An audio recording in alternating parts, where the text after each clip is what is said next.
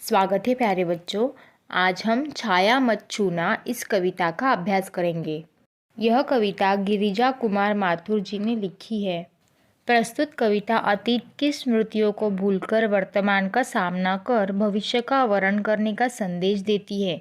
हमारे जीवन में सुख और दुख दोनों की उपस्थिति रहती है। अतीत की दुखद स्मृतियों में ही खोए रहना ही जीवन जीने का कोई उचित विकल्प नहीं है। वर्तमान को अपने अनुकूल बनाने की चेष्टा करना ही मनुष्य का परम कर्तव्य है। मनुष्य जितना यश, ऐश्वर्य, धन, सम्मान आदि को पाने के विषय में सोचता है, वह उतना ही भ्रमित होता है। अतः जीवन को सुखी बनाने के लिए, यथार्थ को अपने अनुकूल बनाने के लिए मनुष्य को संघर्ष यानी कि कर्म करते रहना चाहिए, नहीं तो वह अतीत की स्मृतियों में ही तैरता रहेगा। अब बच्चों थोड़ा सा कवि के बारे में जान लेते हैं। नई कविता के प्रसिद्ध कवि गिरिजा कुमार माथुर जी का जन्म 22 अगस्त 1918 को मध्य प्रदेश के गुना नगर में हुआ था। झांसी उत्तर प्रदेश से प्रारंभिक शिक्षा ग्रहण कर इन्होंने लखनऊ से अंग्रेजी में एमए और वकालत की परीक्षा पास की। झांसी में वकालत करने के पश्चात ये आकाशवाणी सेवा से जुड़ गए। फिर दूरदर्शन में डिप्टी डायरेक्टर के पद पे सेवानिवृत्त हुए। इनके प्रसिद्ध काव्य संग्रह है नाश और निर्माण, धूप के धान, शिला पंख चमकीले, भीतरी नई की यात्रा। जन्मकेत इनका प्रसिद्ध नाटक और नई कविता सीमाएं और संभावना इनकी आलोचनात्मक कृति है। वर्ष 1994 में इनका देहांत हो गया।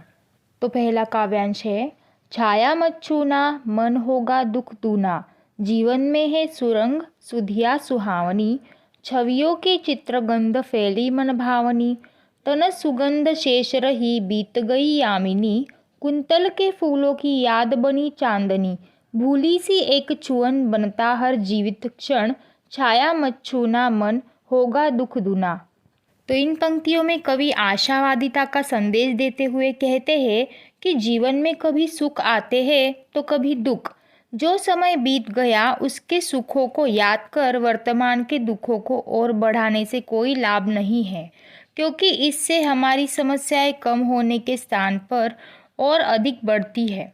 माना कि जीवन में रंग बिरंगी सुहावनी यादें हैं, बीते दिनों के सुख भरे चित्रों की स्मृति के साथ साथ उसके आसपास की सुहावनी गंध चारों ओर फैली हुई है, लेकिन अब वो तारों भरी सुंदर रात बीत गई है, उसकी केवल छवि शेष रह गई है।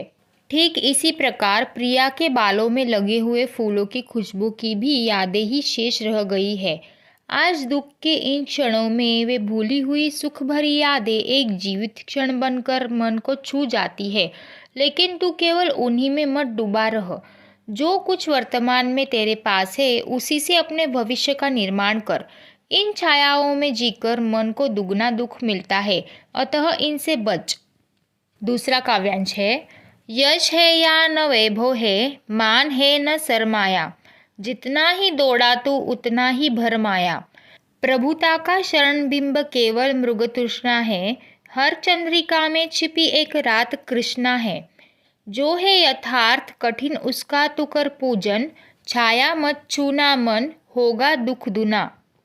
इन पंक्तियों में कवि जीवन में आशावादी दृष्टिकोण अपनाने की सीख देते हुए कहते हैं कि माना आज जीवन में न यश है और न वैभव, न मान सम्मान है और न धन दौलत, किंतु मनुष्य इन चीज़ों को पाने के लिए जितना दौड़ता है उतना ही भटकता है। बड़प्पन का एहसास भ्रम के समान झूठा है और इसे पाने के लिए मनुष्य रेगिस्तान में भटके हिरण की भांति इधर उधर भटकता रहता है। हर सुख भरी चांदनी रात के पीछे दुख भरी काली रात भी छिपी रहती है। इसीलिए तू केवल अपने सुख भरे दिनों को याद करके दुख में मत डूब।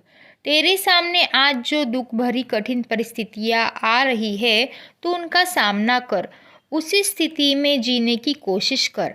सच्चाई से अपना मुख मत मोड़, क्योंकि केवल अतीत के सुखों को याद करने से दुख और अधिक बढ़ेगा। तीसरा काव्यांश है, दुविधा हत साहस है, दिखता है पंथ नहीं, देह सुखी हो पर मन के दुख का अंत नहीं।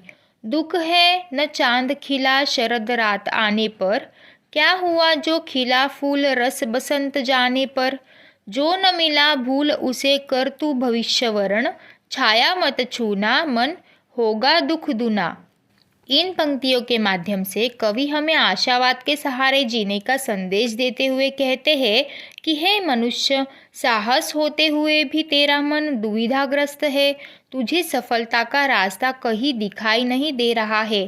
तेरा शरीर पूर्ण रूप से स्वस्थ है, किंतु मन के दुखों का कोई अंत नहीं दिखाई दे रहा है।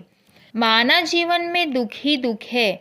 शरतकालीन सुहावनी रात के आने पर भी सुख रूपी चांद उदित नहीं हुआ है और वसंत ऋतु के चले जाने पर फूल खिला है, तो भी दुखी मत हो।